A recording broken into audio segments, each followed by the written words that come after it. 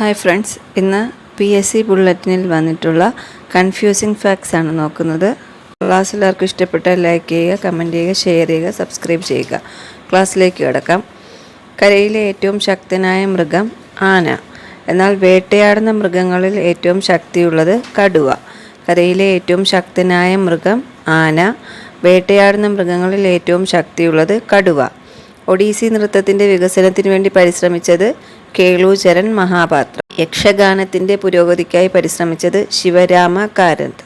ഒഡീസി നൃത്തത്തിൻ്റെ വികസനത്തിന് വേണ്ടി പരിശ്രമിച്ചത് കേളൂചരൺ മഹാപാത്ര. യക്ഷഗാനത്തിൻ്റെ പുരോഗതിക്കായി പരിശ്രമിച്ചത് ശിവരാമ കാരന്ത്.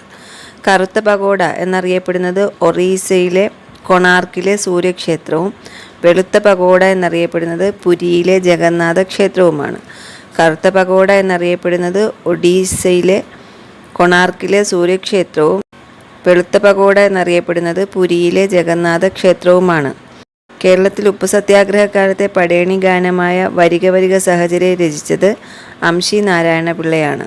അഖിലാണ്ട മണ്ഡലം അണിയിച്ചൊരുക്കി എന്ന ഗാനം പന്തളം KP രാമൻപിള്ള നായർ സർവീസ് സൊസൈറ്റിയുടെ ഉൽപ്പന്ന പിരിവുമായി ബന്ധപ്പെട്ട് രചിച്ചതാണ്. കേരളത്തിൽ ഉപ്പ് സത്യാഗ്രഹ കാലത്തെ പടയണി ഗാനമായ വരിക വരിക സഹചരെ രചിച്ചത് അംശി നാരായണ പിള്ളയാണ്.